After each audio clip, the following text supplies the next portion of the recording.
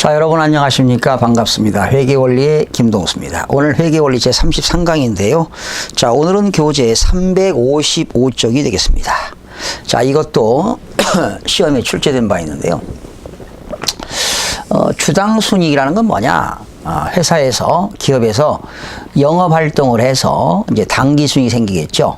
그 당기순이익인데 그 법인이 갖고 있는 한 주당 이익은 얼마냐. 이때 이 한 주당 순이익은 보통 주식을 말합니다. 주당 순이익은 보통주를 가지고 계산한다. 보통주를 가지고 계산한다. 주당 순이익은 소위 EPS라고 하죠. EPS. Earning per sharing share. Earning per share입니다. EPS. 그러니까 EPS라고 하는 것은 주식, 보통주 주식 한 주당 이익이 얼마냐 이런 것을 나타내는 것인데요. 결과적으로 공식으로 보시게 되면 이 보통주입니다. 보통주. 보통주 순이익.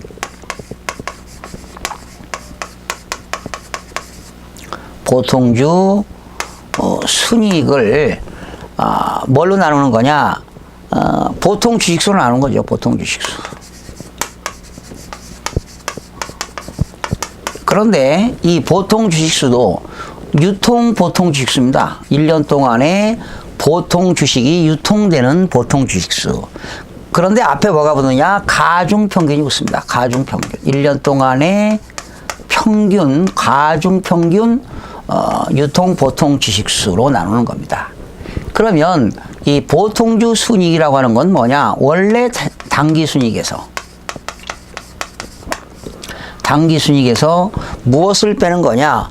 우선주 배당금을 빼는 겁니다. 우선주 배당금.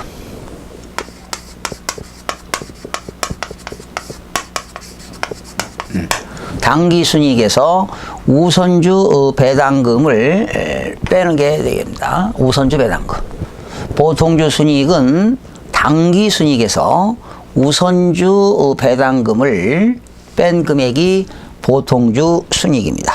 이 보통주 순이익을 가중평균 보통 주식수로 나누어서 계산한 겁니다. 거기 여러분 교재 보시면 기본주당 한 주당 손익 산정 나왔죠? 공식 보세요. 기본주당 순이익 한 주당 순이익은 보통주 당기순이익 나누기 가중평균 유통 보통 주식수. 이때 보통주 당기순이익은 당기순이익에서 우선주 배당금을 뺀 금액을 말합니다. 이때 우선주 배당금은 어떻게 구합니까? 여기까지는 시험에 안 나오는데요. 우선주 배당금은 우선주 자본 곱하기 배당률 하겠습니다. 여기서 중요한 것은 이게 중요한 거죠. 가중평균 유통 보통 주식수를 계산하는 데는 우선주가 나오죠.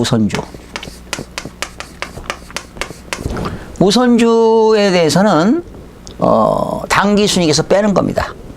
그러니까 여기 보통주 순이익이니까 보통주 순이익은 당기순이익에서 우선주 배당금을 빼는 거니까요. 총 주식수에서 우선주를 차감하는 겁니다.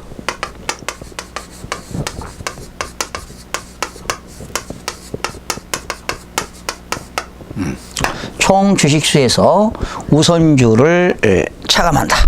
우선 주식수 차감입니다. 그러니까 결과적으로 우선 주식수는 뺀다라는 거죠. 보통 주식수만 갖고 계산한 거니까 우선주는 차감한다. 이렇게 하시면 되겠습니다. 그 다음에 두 번째는 유상증자가 나오는데요. 유상증자라고 하는 것은 주식을 발행하고 납입금을 받는 실질적 증자입니다. 그러면 예를 들어 볼게요, 여러분. 여기 1월 1일이고요. 여기 12월 31일입니다. 만약에 기업에서 1월 1일 날 주식을 100주를 발행했습니다. 100주. 주식 100주를 발행했어요. 그러면 이게 보통주입니다. 이게 보통주인데 1년 내내 가지고 있었습니다. 100주를. 그러면 1년 동안의 보통주 주식수는 어떻게 될까요? 100주가 되겠죠. 그런데 만약에 7월 1일 날 100주를 발행했습니다. 유상증자였어요.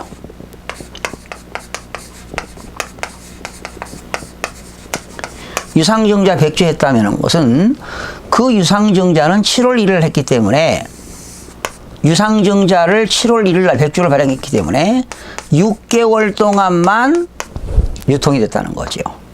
그렇죠? 그러면 1년은 12달이니까 이 가중평균을 어떻게 구하느냐? 100주 곱하기 1월 1일부터 12월 30일이니까 월수로 따지면 12분의 12개월이 실질적으로 주식을 가지고 있었고요. 플러스 7월 1일 날 100주를 증자했기 때문에 100주 곱하기 12개월분의 6개월만큼만 주식을 거래가 됐습니다. 유통이 된 거니까 12분의 6 하면 되겠죠. 그러면 100주 플러스 100주에 12분의 6이니까 50주. 그럼 얼마가 될까요? 150주가 유통 가중 평균 유통 보통 주식수가 되게 되는 겁니다. 자, 이런 것들이 되겠고요. 두 번째는 또 하나 설명드리죠. 자기 주식을 한번 소개해 볼까요? 자기 주식. 이것도 이제 지난번 시험에 나왔는데 자기 주식. 그러니까 결과적으로 유상증자는 플러스가 되겠죠. 가중평균 유통 보통 주식수를 계산하는데 플러스가 되겠고요. 자기 주식을 취득할 때는 어떻게 될까요? 자기 주식만큼은 가중평균 유통 보통 주식수가 감소가 되는 겁니다. 자, 예를 들어 볼게요. 1월 1일 12월 30일 1월 1일 날 200주를 발행했습니다. 200주를 소유하고 있다면 1년 동안이면 200주가 거래가 되겠죠. 그렇죠? 1년 동안인데 200주가. 그런데 만약에 7월 1일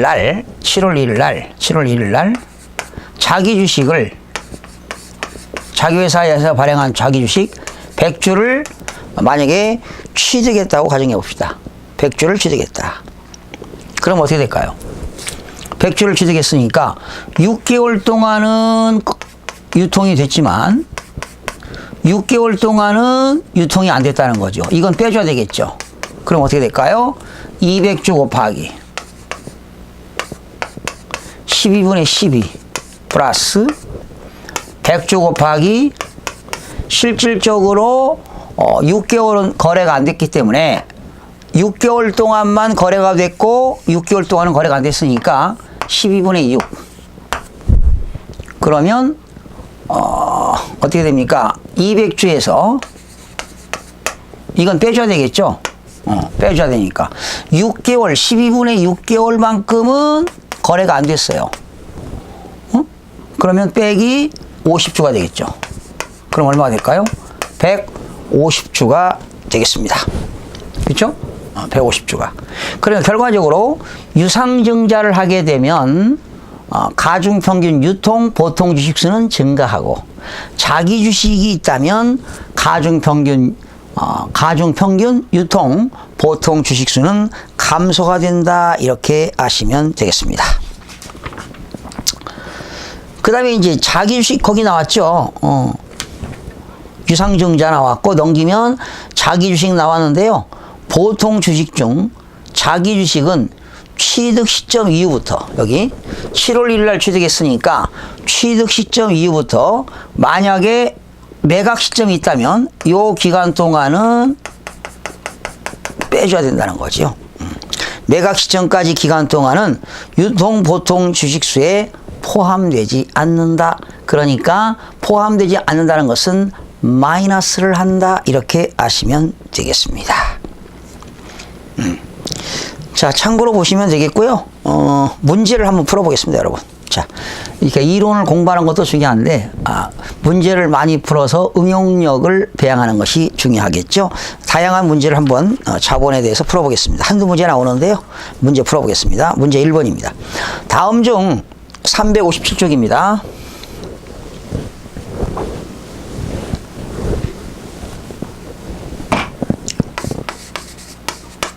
(357쪽) 다음 중 자본과 관련된 설명으로 옳은 것. 지난 14회 때 출제가 됐습니다. 자본 구성 항목의 표시는 유동성 배열법에 따른다. 여러분, 유동성 배열법은 자산을 따지는 거지 자본에 대해서는 유동성 배열법을 표시 방법을 규정하고 있지 않습니다. 틀렸습니다. 2번 주식으로 배당을 하게 되면 자본금이 증가된다. 그쵸? 배당은요 이익 생겨야 되니까 이익잉여금이 되겠죠. 이익잉여금이 감소가 되고요. 이렇게 주주총회에서 주식을 배당하겠다고 주주총회에서 선언을 하게 되면 미교부 주식 배당금이죠.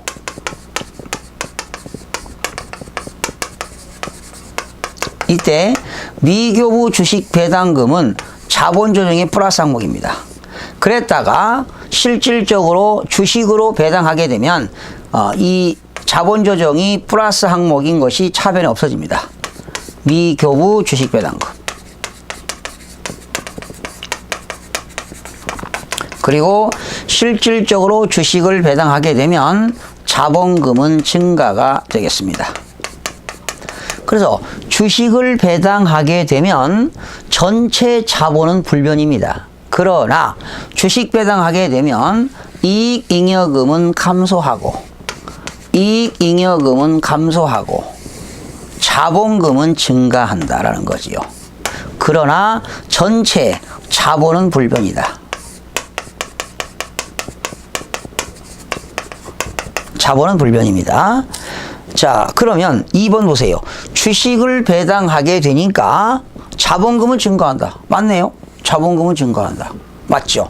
그러나 전체 자본은 불변이다. 정답은 2번이 되겠습니다. 3번 주식 발행 초과금은 액면 5,000원짜리를 6,000원에 발행하는 활증 발행이죠. 주식 발행 초과금은 자본 잉여금이라도 주주에게 배당이 가능하다.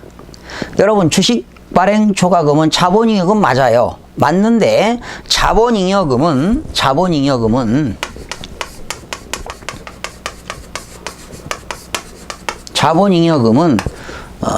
두 가지입니다. 자본잉여금은 주주에게 배당이 가능하지 않습니다. 자본잉여금은요 두 가지입니다. 자본전입과 즉 무상증자죠. 여기서 자본전입이라고 하는 것은 무상증자를 말합니다. 그리고 자본전입과 회사에서 결손이 생기면 결손금을 보존하는 것만 가능합니다. 결손 보존. 결손 보존만 가능하다. 이렇게 하시면 되겠습니다. 3번 틀렸고요. 4번 자본이란 자산총액에서 부채총액을 차감한 잔액. 거기까지는 맞죠? 그런데 채권자에게 기속될 잔여 지분이다. 틀렸죠? 채권자가 아니라 자산총액에서 부채총액을 빼면 자본인데 그 자본은 소유주에 기속되는 잔여 지분입니다. 소유주 잔여 지분. 채권자가 아니라 소유주에게 기속되는 잔여 지분입니다. 즉 소유주 지분이다라고 표시하겠죠.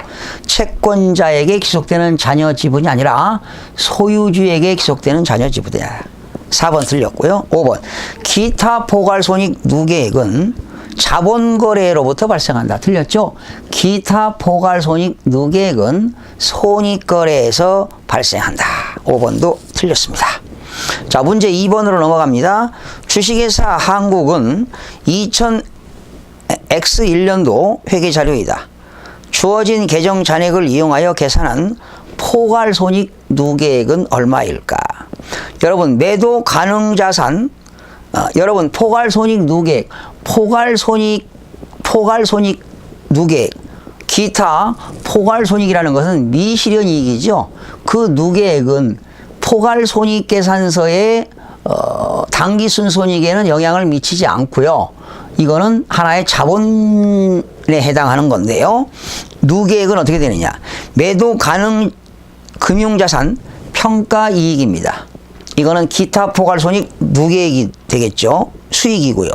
자기주식 처분이익은 아니죠. 감자차선도 아니고요. 해외사업 환산 손실, 이것도 기타 포괄손익 누계액에 들어가니까 잔액은 어떻게 되느냐. 매도 가능 금융자산 평가 이익과 해외사업 환산 손실은 해외사업 환산 손익이죠. 손익이라는 건 수익과 손실과 이익과 또는 손실을 말하는 건데요.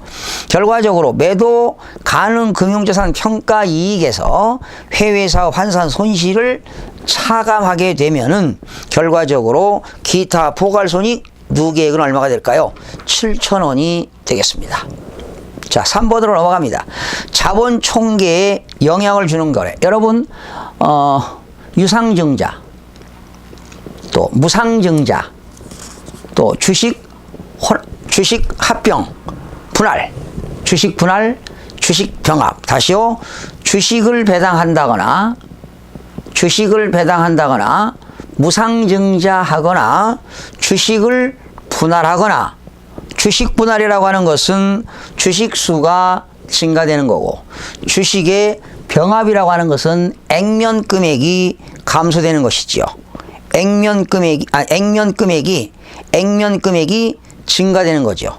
주식 수는 감소하고 액면 금액이 증가되는 것이 주식의 병합입니다. 이러한 네 가지는 자본 총액은 영향을 미치지 않습니다. 불변입니다. 그러면 현물출자는 현금 이외의 재산을 기업에 출자하고 기업으로부터 주식을 받는 거니까 뭐가 될까요? 유상증자가 되겠죠. 정답은 자본 총계에 영향을 주는 거래는 현물 출자가 되겠고, 자본 총액의 불변입니다. 자본 총액에 영향을 미치지 않는 것은 주식 배당, 무상증자, 주식의 분할, 주식의 병합, 네 가지는 자본 총액에는 영향이 미치지 않고 자본이 불변이 되겠습니다. 자, 4번 문제 되겠습니다. 다음 자료를 사용하여 계산된 기말의 이익잉여금. 자, 여러분, 이익잉여금은 자본이잖아요. 그죠? 자본이기 때문에 이익잉여금 T자계정 한번 그려보겠습니다.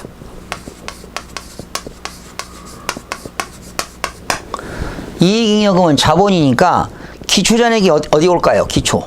대변에 오겠죠. 기말은 차변에 오겠죠. 자, 그러면 이익잉여금 자료 보니까 기초자본금이 20만원, 매출원가 나왔고요.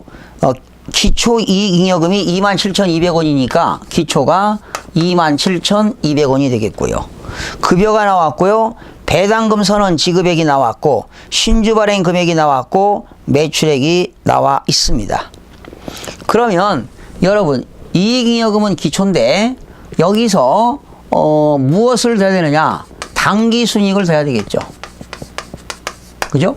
당기순이익을 더해서 배당을 하게 되면, 배당금을 지급하게 되면 이익잉여금이 감소되잖아요.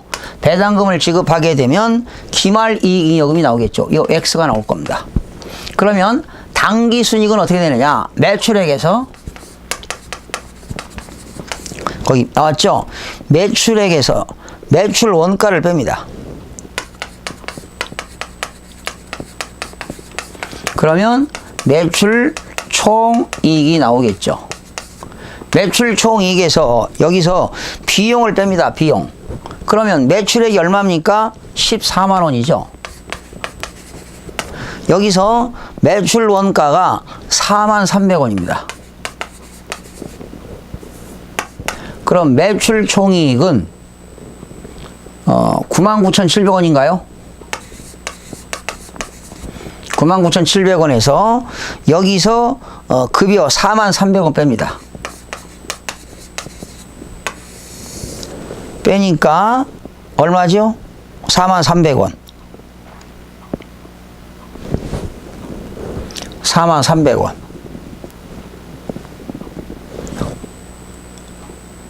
다시요. 계산이 안 됩니까, 이게?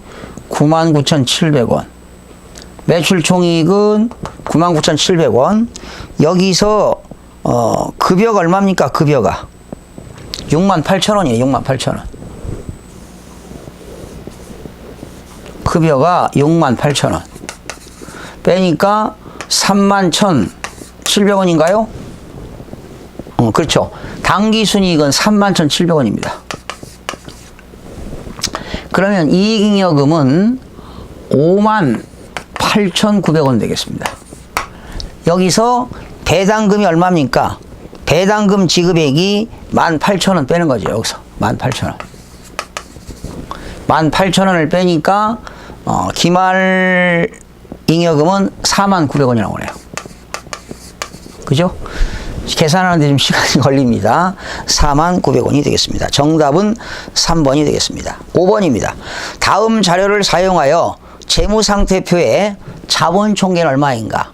자본총계는 자본금, 자본잉여금, 자본조정, 기타 포괄손익 누계액, 이익잉여금이니까요. 자본금 만원. 여러분 자기주식은 차감, 자본조정이 차감이니까 마이너스 해야 되겠죠. 사채와 예수금은 부채니까 신경 쓸 거 없고요. 이익준비금 자본입니다. 이익잉여금에 들어가지요. 플러스. 주식 할인 발행 자금은 자본조정의 차감 항목이니까 마이너스가 되겠죠. 그래서 자본금 10,000원에다가 자기주식 2,500원 빼고요. 이익준비금 3,500원 더해서 주식 할인 발행 자금 1,200을 빼니까 정답은 9,800원이 되겠습니다. 자, 넘겨서 문제 7번입니다. 무상증자가 재무제표에 미치는 영향으로 옳은 것. 여러분, 무상증자는 어떻게 됩니까? 무상증자를 해도 이익잉여금이나 자본잉여금이 어떻게 돼요? 감소되고 자본금은 증가가 되겠죠. 응? 자, 그러면 무상증자 정답은 자본금을 증가시킨다. 그러나 무상증자하게 되면은요, 무상증자하게 되면 자본잉여금과 이익잉여금은 감소가 됩니다. 그리고 자본금은 증가가 됩니다. 그러나 전체 자본은 불변이 되겠죠. 자본은 불변입니다. 또한 주식을 발행하니까 발행 주식수는 증가가 되겠습니다. 자, 넘겨서 마지막 문제 하나 풀어보겠습니다. 13번 문제가 되겠네요. 주식회사 대안에 2000X1년 1월 1일 현재 유통 보통 주식수는 만주입니다. 1월 1일 현재 만주. 이 중에서 4,000주를 7월 1일 날 자기 주식으로 취득하였습니다. 4,000주를 자기 주식으로 취득했습니다. 그럼 빼야 되겠죠. 그러나 당기순이익은 900만 원이고 우선주 배당은 100만 원이다. 자, 원래 보통주 당기순이익은 당기순이익에서 우선주 배당금을 빼야 되겠죠. 그러면 얼마가 될까요? 800만 원 되겠네요. 보통주 당기순이익은 800만 원입니다. 보통주 당기순이익은 800만 원. 왜? 당기순이익 900만 원에서 우선주 배당금 100만 원을 빼니까 100만 원 빼니까 800만 원이 보통주 당기순이익이 되겠습니다. 여기서 가중평균 유통 보통 주식수를 계산해야 되겠죠. 그런데 원래 1월 1일 날 보통 주식수는 만주였습니다. 그런데 언제 사들였나요? 7월 1일 날 4,000주를 취득했습니다. 그러면 6개월 동안 4,000주에 대해서 빼야 되겠죠. 그러면 계산합니다. 만주 곱하기 12분의 12 마이너스 4,000주 곱하기 12분의 6 그러면 2,000주인가 이게? 그러면 만주니까 2,000주 빼니까 얼마가 될까요? 8,000주가 되겠네요. 그죠? 그러면 보통주의 당기순이익 800만 원 나누기 가중평균 유통 보통 주식수는 8천 주니까요. 얼마입니까? 한 주당 1,000원인가요? 그렇습니다. 정답은 1,000원이 되겠네요. 이것이 지난 18회 때 출제가 된 바 있습니다. 자, 이렇게 해서 보통주 당기순이익 EPS 주당 순이익에 대해서 문제를 풀어봤습니다. 자, 이 시간까지 자본 끝나고요. 다음 시간부터는 수익과 비용 회계를 학습하는 시간을 갖도록 하겠습니다. 여러분 다음 시간에 찾아뵙겠습니다. 수고하셨습니다.